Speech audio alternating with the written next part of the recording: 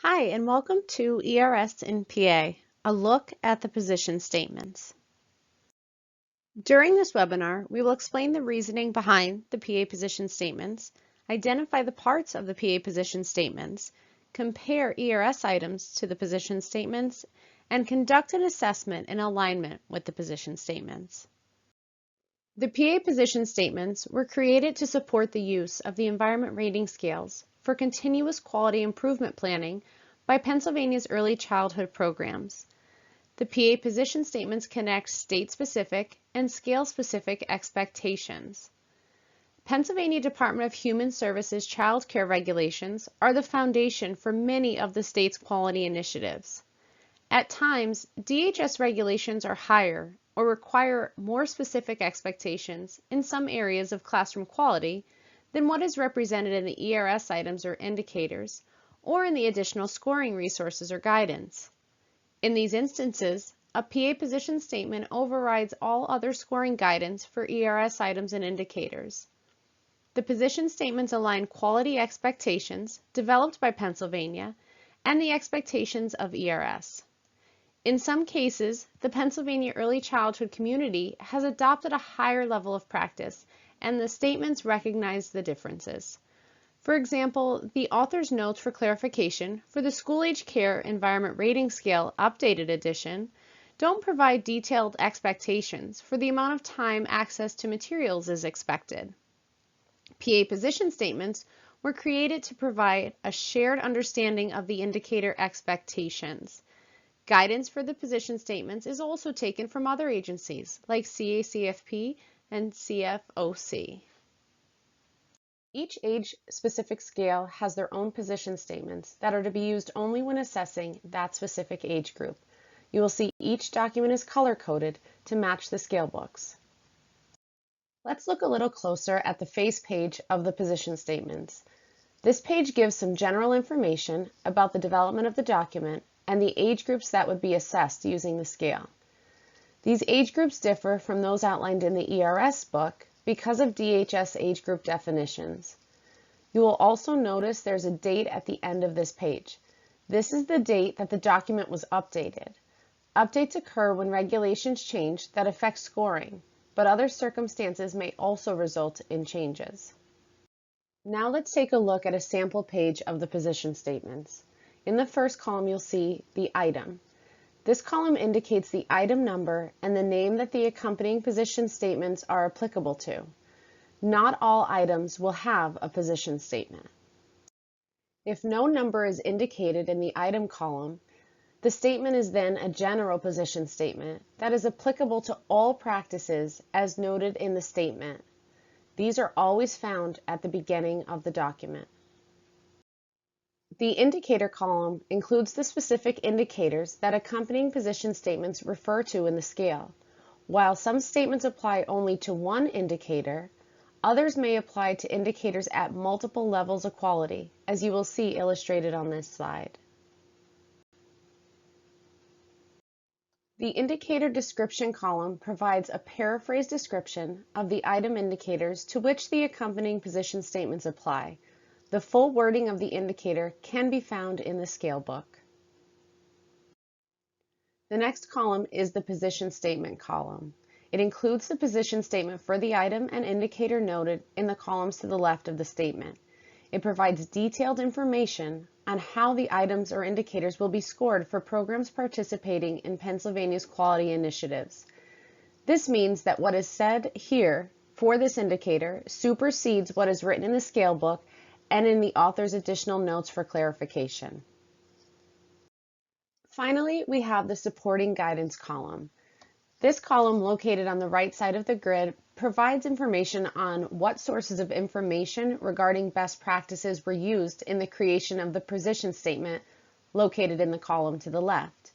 In the example listed for the ERS 3 position statement, the guidance on technology comes from research from NACE and the Fred Rogers Center for Early Learning and Children's Media. Now let's compare the PA position statements and ERS expectations for each scale. Here we will look at a position statement for the ERS. You'll notice in the blue box, it looks at item number 10, health practices, and the specific indicator 3.4, that all medications are administered properly. Although it expects that they're administered properly, it does not define the term.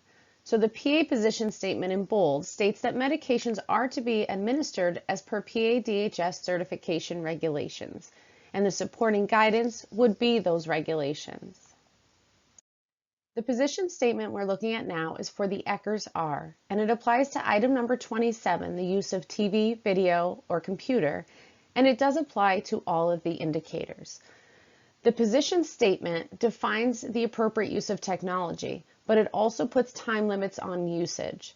So these time limits are different from what's listed in the scale. The expectation in Pennsylvania is not to exceed 15 minutes for any individual child during a 3-hour observation period. The supporting guidance for this position statement comes from NACCE and the Fred Rogers Center for Early Learning and Children's Media. Now let's take a look at a position statement for the ERS 3.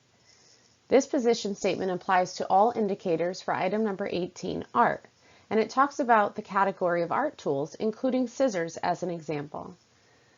DHS certification violation includes anything not designed for use by children and presents a danger to them. So the position statement includes the list of examples being amended to specify child safety scissors. Next, we will look at a position statement for Sakers U. This position statement applies to item number 11, health policy, indicator 5.3, that staff are trained to detect signs of illness, child abuse, and neglect, and report when necessary. Pennsylvania expects that new employees take the mandated reporter training within 90 days of hire. If child abuse or neglect is suspected, the staff member who observes or suspects the abuse shall immediately make an oral report of suspected child abuse via the statewide toll-free telephone number or by creating an account to submit a report using electronic technologies. This is a position statement that applies to the FICRS R. It looks at item number 7, greeting and departing, and specifically indicator 3.2, that the departure is safe and well organized. The position statement says that the indicator will be scored in accordance with certification regulations on the release of children, and you'll see that supporting guidance and the specific regulation in the gray box on the screen. Now we will look at position statements that span across multiple scales. This particular position statement appears in all scales when the indicators expect sanitizing. The expectation is that bottles used for sanitizing are labeled with the following: the name of the product's intended use, the product's EPA registration number, a dilution recipe, contact time required to effectively sanitize, and any other directions relevant to proper usage. This is also expected for bottles used for disinfecting. The position statement was created using guidance from DHS certification regulations and Caring for Our Children standards. The next position statement applies to the ITRS-R, ECRS-R, and FICRS-R. At the minimum level, the scale expects 18 inches of separation from other napping children, furniture, or equipment. However, since DHS requires 24 inches, the position statement was created to align with those regulations. In addition, all nap bedding is expected to be cleaned weekly, while soiled bedding will be cleaned before it is reused. These position statements apply to the ITRS-R, ECRS-R, Sakers U, and FICRS-R. When scoring a playground, it is based on the ERS Authors Playground Guidelines, which can be found on the ERSI website. It also expects that any poured or installed surfaces meet ASTM F1292. Finally, it outlines what weather permitting is for each of these scales. The reason the ERS 3 is not listed is because the ERS Authors Playground Guidelines is already included in the scale book, so a position statement was not needed. In addition, the decision was made to continue to assess these scales following the guidance already put forth. But for the ERS 3, the expectations for weather permitting are based on what is written within the scale. The final position statement we'll look at involves expectations around safety. When looking at hazards in the ITRS-R, ERS-R, SACRS-U, and FICRS-R, 1.1 and or 1.2 will be scored yes if a minimum of 4 indoor or outdoor safety hazards are observed, a safety hazard exists that is also a licensing violation, or any products labeled keep out of reach of children are not stored in locked areas or containers. This includes medicines and cleaning materials. The ERS 3 separates hazards into major or minor hazards. The position statement defines a major safety hazard to include any DHS violations and unlocked items labeled keep out of reach of children. When you are ready to conduct an assessment in the classroom, the first thing that you'll need is the age-specific scale book, so your ITRS-R, ERS-R or 3, SACRS-U, or FICRS-R.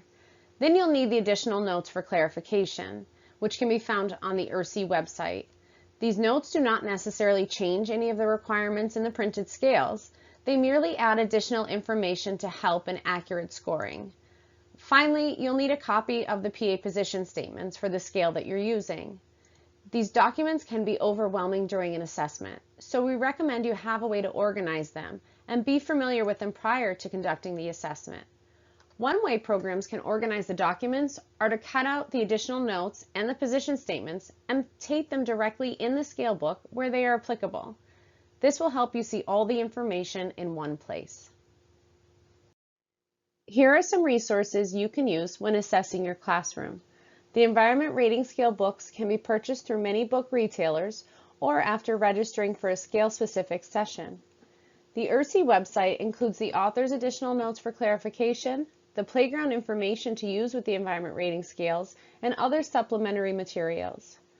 The PA position statements can be found on the Pennsylvania Keys website. Finally, the Program Quality Assessment team runs a weekly blog called Let's Talk Quality. Here you can find articles about program quality instruments and best practice. Thank you again for joining and hearing more about the Pennsylvania position statements. We hope you find this helpful as you continue to assess your classroom for high quality practices.